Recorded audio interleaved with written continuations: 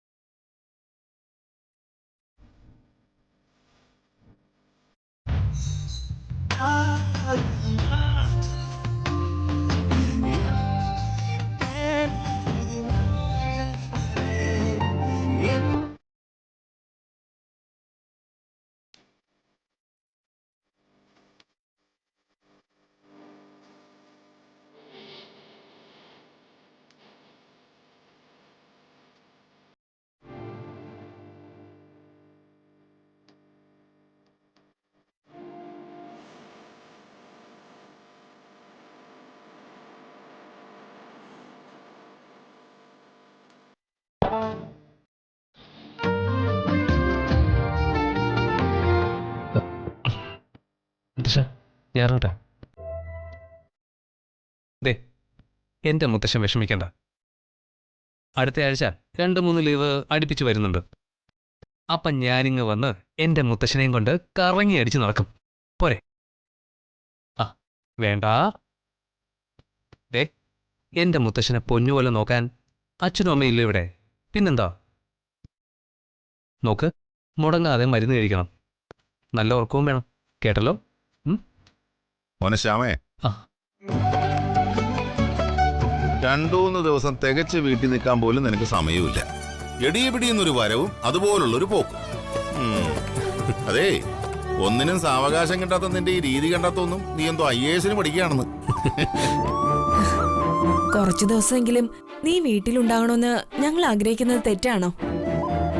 കണ്ട് കൊതി തീരും മുമ്പേയുള്ള നിന്റെ ഈ പോക്ക് അമ്മയ്ക്കും പ്രയാസമുണ്ട്. അടുത്ത വരവിന് അതെല്ലാം പരിഹരിക്കാം.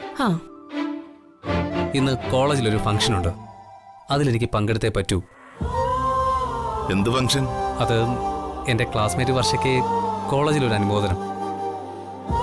അനുമോദനോ? എന്തിന്? അതവള് മയക്കുമരുന്ന് കച്ചവടം നടത്തിയവരെ കൈയോടെ പിടിച്ച് പോലീസിൽ ഏൽപ്പിച്ചാനെ അമ്മ. ഗുഡ്. മിടുക്കി. പെൺകുട്ടികളായ ഇങ്ങനെ തന്നെ വേണം. പക്ഷേ അവളിന്ന് അനുമോദന ചടങ്ങിൽ പങ്കെടുക്കുമെന്ന് ഒരു ഉറപ്പുമില്ല. എന്താ അങ്ങനെ? അവൾക്ക് വീട്ടിലെന്തോ ചെറിയ പ്രശ്നമുണ്ടാച്ചാ. എടാ, വീട്ടിലെ പ്രശ്നങ്ങളൊക്കെ വീട്ടുകാർ പരിഹരിച്ചോളും. മോനെ, ജീവിതത്തിൽ ഇതുപോലൊരു അവസരം എപ്പോഴും കിട്ടിയെന്ന് വരില്ല. അത് നീ അവളെ പറഞ്ഞ് മനസ്സിലാക്കണം. അച്ഛൻ്റെ അഭിപ്രായം തന്നെയാ ഞങ്ങൾക്ക്. പക്ഷേ അവള് സമ്മതിക്കുമെന്ന് തോന്നുന്നില്ല. ഏതായാലും അവളെ കോളേജിൽ എത്തിച്ച് അനുമോദന ചടങ്ങിൽ പങ്കെടുപ്പിക്കാനുള്ള റിസ്ക് ഞാനാ ഏറ്റെടുത്തിരിക്കുന്നത്. അമ്മയ്ക്ക് എന്താ അത്ര പിടിക്കാത്ത പോലെ? മോനെ, ഒരു പെൺകൊച്ചിന്റെ കാര്യമല്ലേ നീ താല്പര്യത്തോടെ ഏറ്റെടുത്തിരിക്കുന്നത്? ഭാവിയില് കുടുംബത്തിന് അത് പൊല്ലാപ്പാവൂന്ന അമ്മയുടെ സംശയം. ഈ അമ്മയുടെ ഒരു കാര്യം. എന്റെ പൊന്ന് സംഗീത, അത്രയ്ക്ക് കടന്നൊന്നും നീ ചിന്തിക്കല്ലേ കേട്ടോ. മോനെ, നീ ഏറ്റെടുത്ത കാര്യം അതുപോലെ തന്നെ നടക്കട്ടെ. നീ ധൈര്യമായിട്ട് ചെല്ലടാ. ശരി അച്ഛാ. എടാ, ഇത് നിനക്കിഷ്ടപ്പെട്ട ഉണ്ണിയപ്പമാണ്. ഇതിലൊരു പങ്ക് നിന്റെ കൂട്ടുകാർക്കും കൊടുത്തേക്ക്. ഇത് കൊട്ടാരക്കര ഗണപതിയുടെ ആണോ അമ്മേ? അല്ലടാ, ഇത് ഞാൻ തന്നെ സ്പെഷ്യൽ ആയിട്ട് ഉണ്ടാക്കിയതാ. സത്യം. നന്നായി അടക്കി. അമ്മേ, മുതശ്ശ. അച്ഛാ ബൈ. അമ്മേ ബൈ.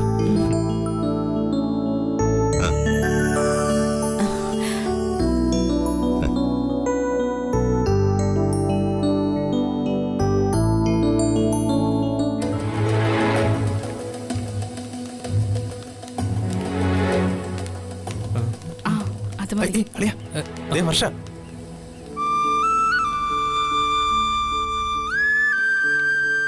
എടാ വർഷമാകെ മൂഡ് ഓഫ് ആണെന്ന് തോന്നുന്നു. അവളും അവളുടെ ചേച്ചിയും രണ്ട് ശരീരാണെന്നേ ഉള്ളൂ, ഒരേ മനസ്സാ. അതാ വർഷം ഇങ്ങനെ. പക്ഷേ അവളെങ്ങനെ വിട്ടാ പറ്റില്ല. നമ്മുടെ ലോകത്തേക്ക് കൊണ്ടുവരണം. അളിയാ മറ്റേതാണോ? പോടാ അവിടെ. നാടെ ഒരു ഒറ്റ അടി വെച്ച് തരും. വായി കൊടു.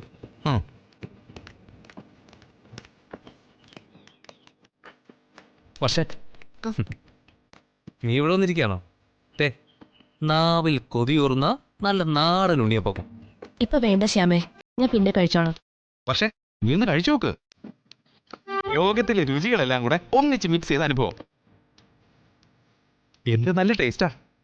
ഒന്ന് കഴിച്ചാ വീണ്ടും വീണ്ടും കഴിക്കണമെന്ന് തോന്നും. അതാണ് ശ്യാമിന്റെ സ്പെഷ്യൽ ഉണ്ണിയപ്പം. പക്ഷേ ഞാനല്ലേ തരുന്നത്. ജസ്റ്റ് ഒരെണ്ണം കഴിച്ചു നോക്ക് പ്ലീസ്.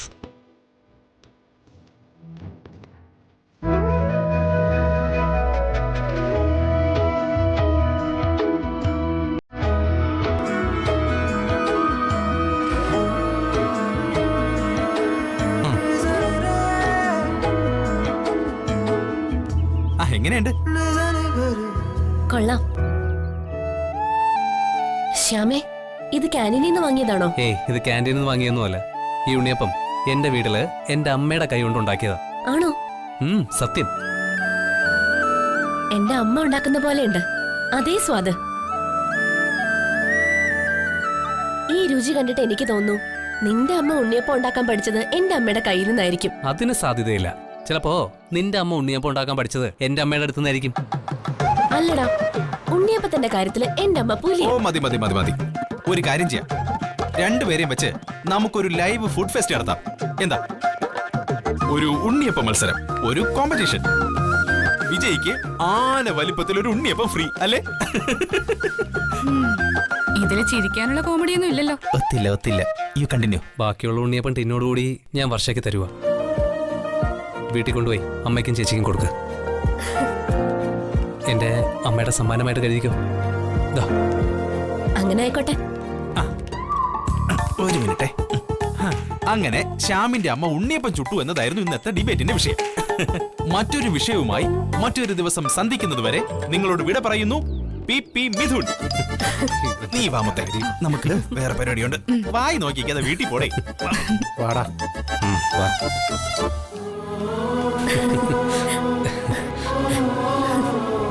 ഏതായാലും വർഷം ഒന്ന് ചിരിച്ചു കണ്ടല്ലോ, സന്തോഷമായി.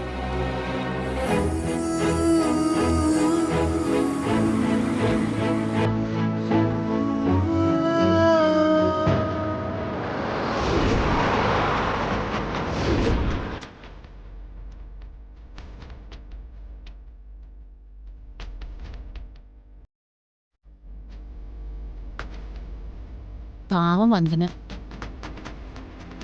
ഇത്രയും ദുഃഖം അനുഭവിക്കാൻ ആ കുട്ടി എന്ത് പാവോ ചെയ്തത്.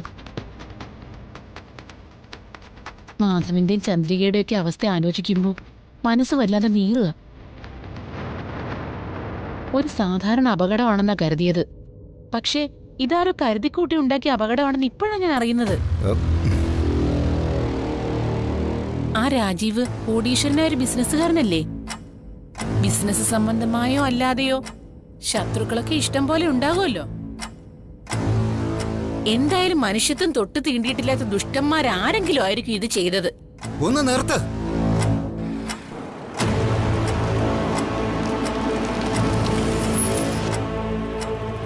എന്താ സർ? റാസ്കൽ, നിന്നോട് ആരാടാ വണ്ടി നിർത്താൻ പറഞ്ഞത്? ഇവളുടെ നാക്കിട്ടിട്ട് നിർത്താനാ ഞാൻ പറഞ്ഞത്. നീ വണ്ടി എടുക്ക്. ശരി സർ.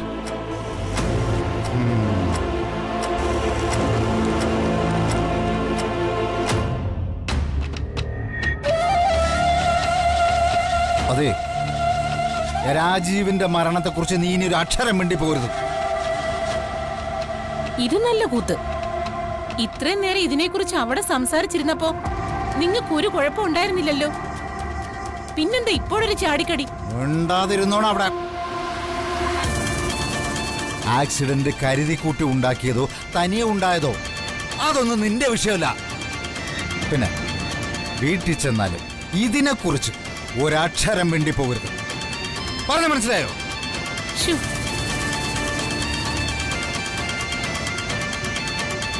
നീ എന്തിനാണ് നോക്കുന്നേ? നേരെ നോക്കി വണ്ടി ഓടിക്കടാ.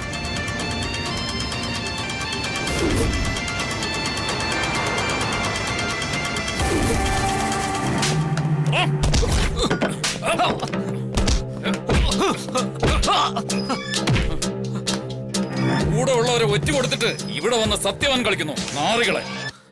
ഞങ്ങൾ ഒറ്റ കൊടുത്തില്ല ബോസ്, ഞങ്ങളെ വിശ്വസിക്ക്. പിന്നെ ഇവിടെ പോലീസ് പറന്നു വന്നോ? അവര് വന്ന സൂചന കൊടുക്കാനായിട്ടല്ലേ നിന്നെയൊക്കെ നേരത്തെ അയച്ചത്. ബോസ്, അവിടെ അപകട സാധ്യത ഒന്നും ഇല്ലായിരുന്നു. പോലീസ് അവിടെ പെട്ടെന്ന് എത്തുമായിരുന്നു. ഞങ്ങൾക്കൊന്നും ചെയ്യാൻ പറ്റിയില്ല. അതിനു മുമ്പേ പിന്നെ പോലീസ് മുൻകൂട്ടി അറിയിച്ച് അനുവാദം വാങ്ങിച്ചിട്ടല്ലേ വരുന്നത്. നീയൊക്കെ മാത്രം എന്തിനാ ഓടിയത്? ജീവൻ പണയം വെച്ചും കൂടെയുള്ളവരെ രക്ഷിക്കണമായിരുന്നു.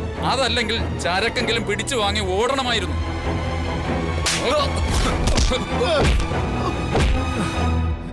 അവിടെ നിന്ന് ഓടി രക്ഷപ്പെട്ടത് തെറ്റായി പോയി. സ്വന്തം ജീവൻ രക്ഷിച്ചതിൽ തെറ്റൊന്നുമില്ല. പക്ഷെ എനിക്ക് നഷ്ടം 3 കോടി രൂപയാ. അതെനിക്ക് വേണം. സാറേ, ഒരു പെണ്ണ്, അവളാ ഇതൊക്കെ.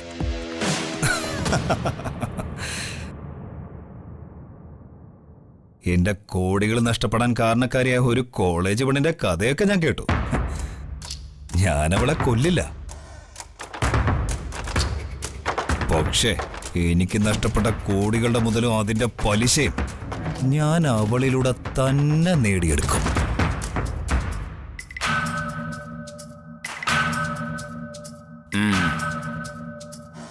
ഇവന്മാര് ഇനിയും പണിക്ക് കൊള്ളില്ല. കറവ മുറ്റുമ്പോ പിന്നെ അറവുശാലയിലേക്ക് മാറ്റാറല്ലേ പതിവ്. സാറേ, കൊല്ലല്ലേ സാറേ, ഞങ്ങൾ ഒരു തെറ്റും ചെയ്തിട്ടില്ല. ഞങ്ങളെ കൊല്ലല്ലേ സാറേ, പ്ലീസ് സാറേ.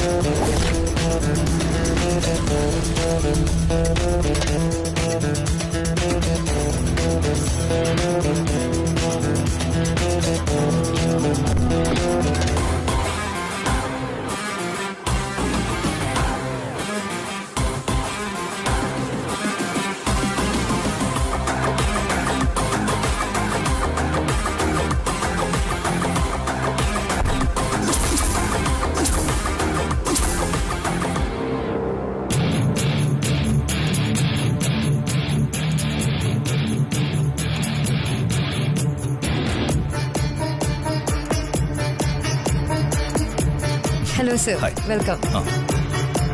I am Sharanya. Thank you. Hi sir, I am Shubha. Hi. Hi sir. Hi. I am Sunil. Very sir. Okay.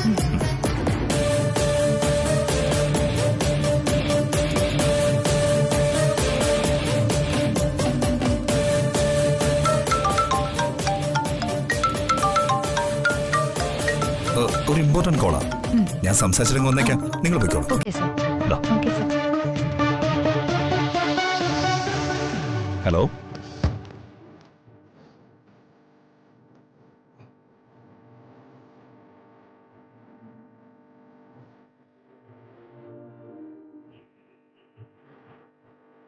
മുഖ്യ അതിഥി Vikram, director of V international companies, youth icon winner. ദേ ഈ ഫോട്ടോ നോക്ക്. ഇത് കണ്ടിട്ട് നിങ്ങൾക്ക് എന്ത് തോന്നുന്നു? ഈ മുഖം ഒന്ന് നോക്കിയേ. ഒന്നാം തരം പൊങ്ങച്ചക്കാരൻ ലുക്കില്ലേ? വി ഇന്റർനാഷണൽ നോക്കി ആരെങ്കിലും പേരിടൂ? അതിലേ അറിയാം ആളൊരു പൊങ്ങച്ചക്കാരനാണെന്ന്. അയാളെ കുറിച്ച് ഒന്നും അറിയാതെ ഇങ്ങനെ വിധി എഴുതരുത് വർഷം. ഒന്നുമില്ലെങ്കിലും നിന്നെ അനുമോദിക്കാൻ കൂടുന്ന യോഗത്തിലെ മുഖ്യ അതിഥിയല്ലേ?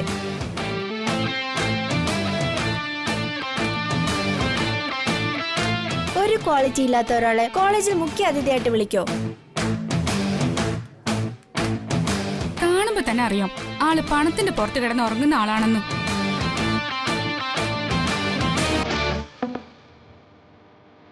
ഈ സെറ്റപ്പ് ഒക്കെ കണ്ട കോടീശ്വരൻ തന്നെ. പക്ഷേ സ്വന്തമായി അധ്വാനിച്ച് നേടിയ പണമൊന്നും ആയിരിക്കില്ല. കാരണവന്മാരുണ്ടാക്കി വെച്ച പണം കൊണ്ട് ആൾ അഴകിയ രാവണൻ ചമഞ്ഞു നടക്കുന്ന പുങ്കനാണെന്ന് ഈ ഫോട്ടോയിൽ എഴുതി വെച്ചിട്ടുണ്ട്. നോക്കേ.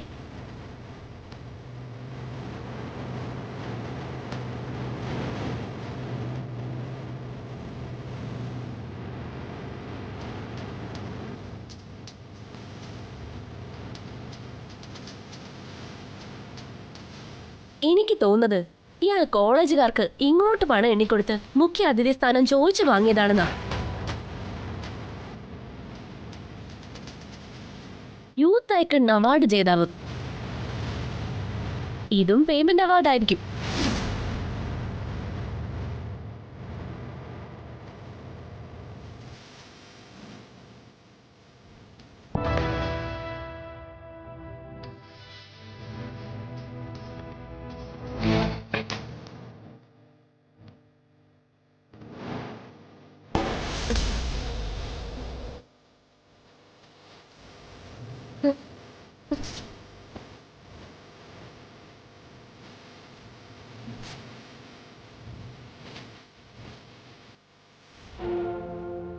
കുടുംബസ്വത്ത് വിറ്റ പണം കൊണ്ടല്ല, സ്വന്തമായി അഡ്വാൻസ് നേടിയ പണം കൊണ്ടാണ് ഞാൻ കമ്പനി തുടങ്ങിയത്. നല്ല ഒന്നാം തരം കഠിനാധ്വാനവും ആത്മവിശ്വാസവും പിന്നെ പ്രോഡക്റ്റിന്റെ ഗുണമേന്മയും കൊണ്ടാ കമ്പനി അന്താരാഷ്ട്ര നിലവാരത്തിലേക്ക് ഉയർന്നത്. പിന്നെ ഈ ഫംഗ്ഷനിലെ മുഖ്യാതിഥി സ്ഥാനം അത് പണം കൊടുത്തു വാങ്ങിയതല്ല, അവര് നേരിട്ട് ഒന്ന് നിർബന്ധിച്ചതുകൊണ്ട് വന്നതാ. മനസ്സിലായോ?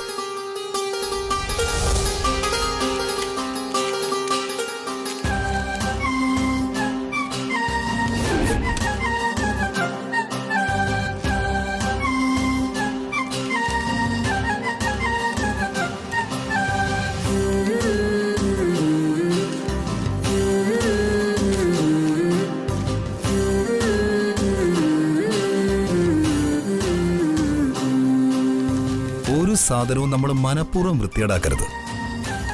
എല്ലാം വൃത്തിയായി സൂക്ഷിക്കുന്നവരാണ് ജീവിതത്തിൽ വിജയം നേടുന്നത്. ക്ഷമിക്കണം സാർ, ഞാൻ അങ്ങനെയൊക്കെ പറഞ്ഞത് സാറിനെ കുറിച്ചല്ല. Sorry sir.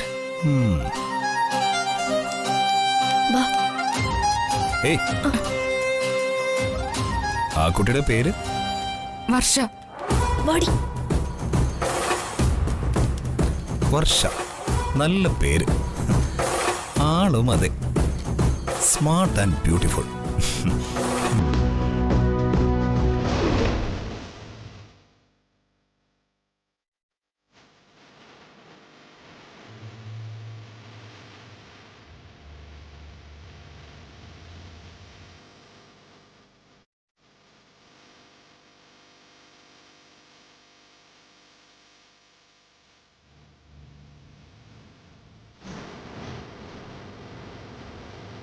നമ്മൾ ആകാംക്ഷയോടെ കാത്തിരുന്ന യോഗ നടപടികളിലേക്ക് കടക്കുകയാണ്. അധ്യക്ഷ സ്ഥാനത്തേക്ക് കോളേജ് പ്രിൻസിപ്പൽ ശ്രീനിവാസൻ സാറിനെ ക്ഷണിച്ചുകൊള്ളുന്നു.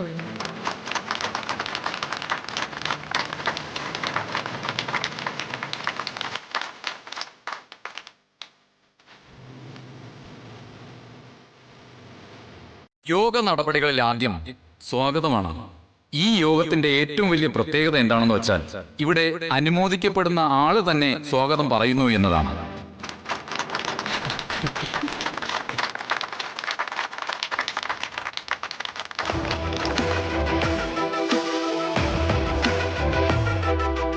സ്നേഹത്തോടെ, അതിലേറെ വാത്സല്യത്തോടെ വർഷയെ സ്വാഗതം ആശംസിക്കുന്നതിനായി ക്ഷണിച്ചുകൊള്ളുന്നു.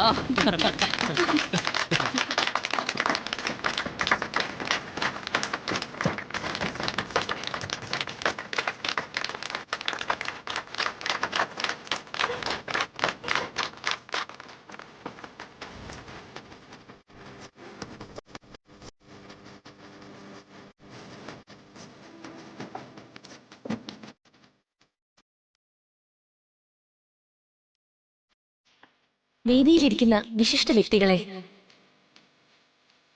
എന്റെ ആദരണീയരായ അധ്യാപകരെ, എനിക്കേറെ പ്രിയപ്പെട്ട എന്റെ കൂട്ടുകാരെ എന്ന് വിളിച്ചത് ഔപചാരികതയുടെ പേരിലാണ്. നാവ് വഴങ്ങുന്നത് ചങ്സുകളെ എന്ന് വിളിക്കാനാ.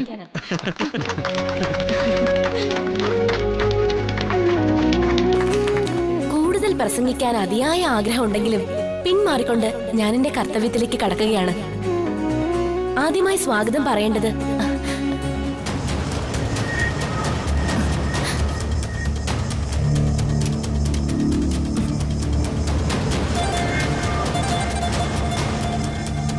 പ്രിയപ്പെട്ടവരെ,